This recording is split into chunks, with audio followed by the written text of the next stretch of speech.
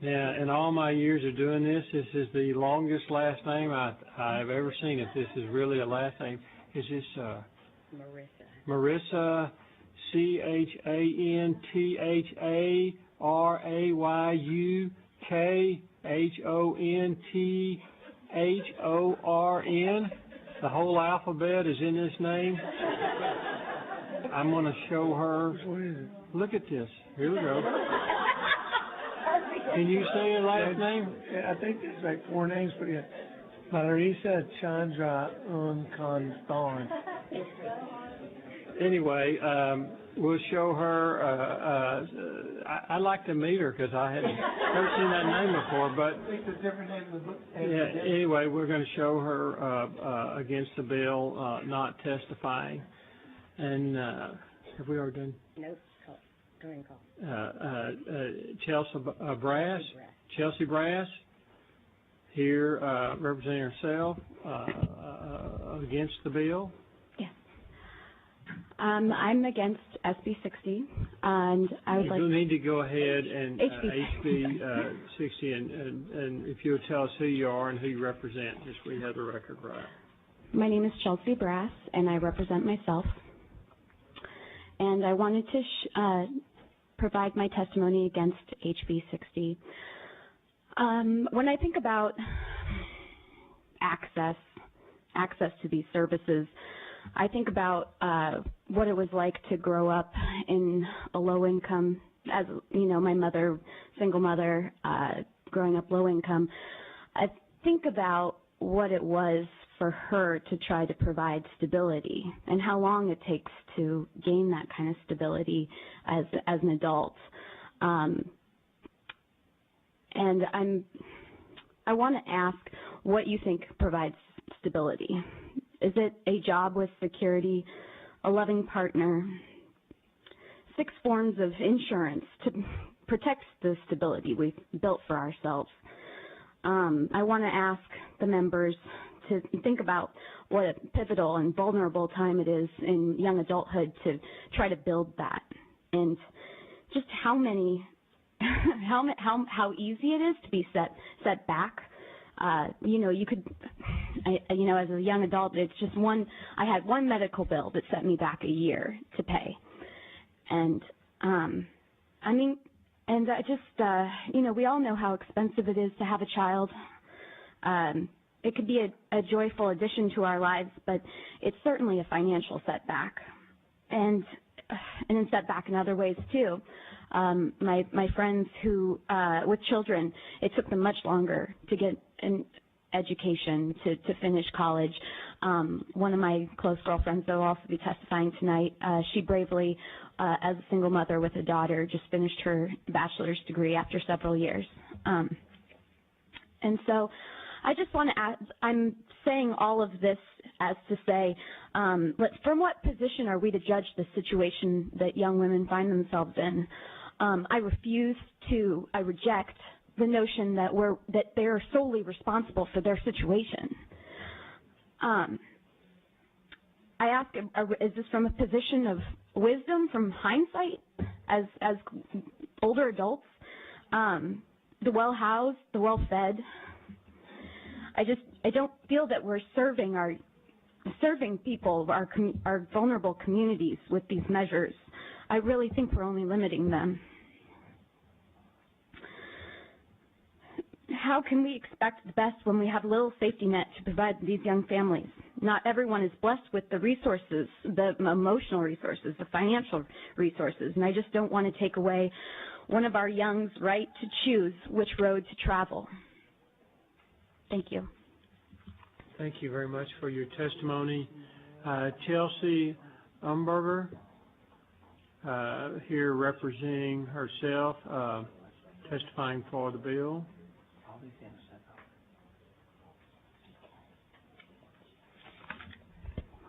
My name is Chelsea Umberger. I represent myself, and I am in support of HB 60.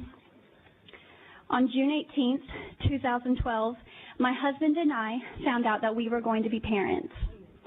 Fast forward 1 month later, and we were sitting in our OBGYN's office finding out that there was something wrong with our sweet new life.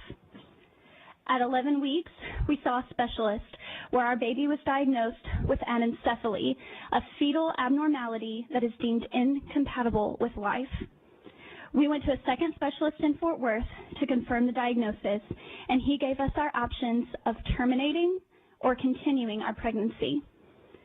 Once we made the decision to continue, he presented us with a checklist of things that our baby should and should not be doing during our pregnancy. Things like the possibility of our baby not developing a gender, not moving in the womb, and even the possibility of not being able to carry to term. By 13 weeks, we found out that we were having a boy. By 19 weeks, I was feeling my son training for the Olympics in my womb, and my pregnancy was progressing as normally as possible. We were blessed during our pregnancy to be a part of a perinatal hospice program called Anthony's Blessing at Pregnancy Resources of Abilene. Week by week through sonograms, we bonded with our son and saw the Lord knit him together in my womb. We saw him suck his thumb, stick his tongue out, and even wave hi to Mommy and Daddy. On January 28th at 12:31 in the afternoon, our son Ethan entered the world. He was absolutely perfect in my eyes. We sang him his favorite song, the Good Fruit song. I got to nurse him, and we even got to change a pee-pee diaper. Ethan closed his eyes on his earthly father and opened his eyes to his heavenly father at 3:16 p.m. on January 29th. Ethan lived 38 weeks, 4 days in my womb, 26 hours and 45 minutes on earth, and now he lives exceedingly abundantly above in heaven. As parents, we want the best for our children. We want them to attend the best schools. We want them to date and eventually marry the best person. I wanted the same for my son. I chose to give my son the best chance at life possible. We chose life. This road was not an easy one. There were friends, even family members, that could not understand our journey. But our son has a purpose and a destiny, just like the men and women seated before me. If the cessation of a heartbeat signifies the end of a life, doesn't the beginning of a heartbeat signify one? Ethan's legacy is one of life. The question is, what will yours be? Thank you. Thank you very much.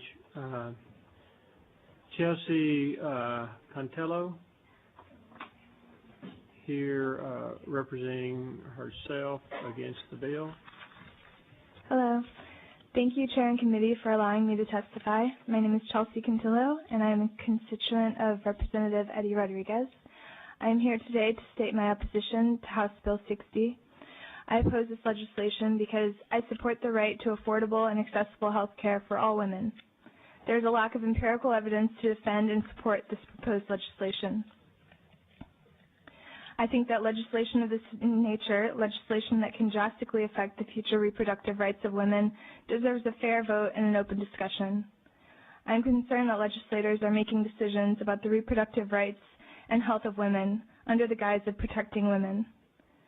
Supporters of this bill claim that it protects women, but from what?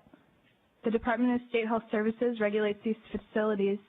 Women don't need protection from these clinics. We need access to them. This bill is targeting women living in rural areas, working class women, and immigrant women who will have even less access to reproductive health care if this bill is passed. Not only would the proposed bill make women's health clinics less accessible, but it would also eliminate jobs at the affected clinics throughout the state. I refuse to stand by as I watch my reproductive rights and the reproductive rights of my friends and family act as a pawn in this game of politics. I refuse to stand by as a procedural technicality prevents a fair and honest vote on this bill. I'm here today because I want to support moving the state into the future where all women have access to women's health clinics and where all women possess the right to make decisions about their bodies and their futures. I ask that you oppose HB 60 and all legislation that restricts access to safe and legal abortion. Thank you. Thank you very much for your testimony. Is Marissa?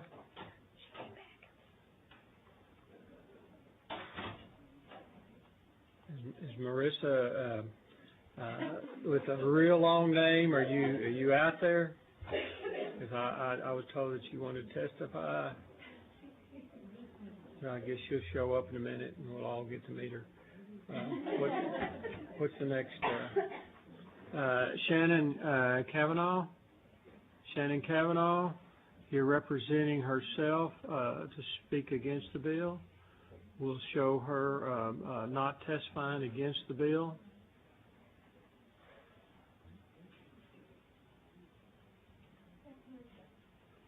Okay. This is Marissa. Okay, is this Marissa? You're going to have to help us, everybody, out and tell us how to say your last name. All right. Chance Cantillo. Okay, and we have you representing yourself testifying against the bill. Yes. My name is Marissa Chance Cantillo, and I'm against HB 60. There are only so many things in life that we as humans have control over. This bill is just another sheet of paper telling us just what we as humans have no control over. In stripping us of this right, just what do we have control over? The base issue is autonomy. We choose what we do in our lives, who we decide to spend it with, and just exactly what we devote our times to. But there are circumstances where we as humans feel like we have a right to decide just what we want to do with our body. If we are stripped of that right, then we no longer have that decision of just exactly who we are as a human being. We are given so many things from our parents as we are children. When we're young, they tell us that we have so many doors open up for us, but doesn't this bill just doesn't it close those doors? We have so many choices that we can make, but if this choice is taken away from us, we no longer have a choice. We don't even have a voice because other people are telling us just exactly what we're supposed to do with our own lives. And the issue of adoption was brought up earlier, just as another option. But the reality is, if adoption is the only other option, all of those adoption agencies are just over-flooded with children who have no longer even a home to live in, let alone a good living standard, because there's just an abundance of children without families. And people believe that someone else will adopt them. Maybe someone else should adopt them. But if you believe in adoption, why haven't you adopted anybody yet? If you believe... Some of us have. All right. Right. Some of us have, I promise. There's an abundance, of course. People who are adopted are the absolutely lucky ones who believe that there was someone there to save them. But there's still a ton of kids out there who don't have a home. No one's adopting them.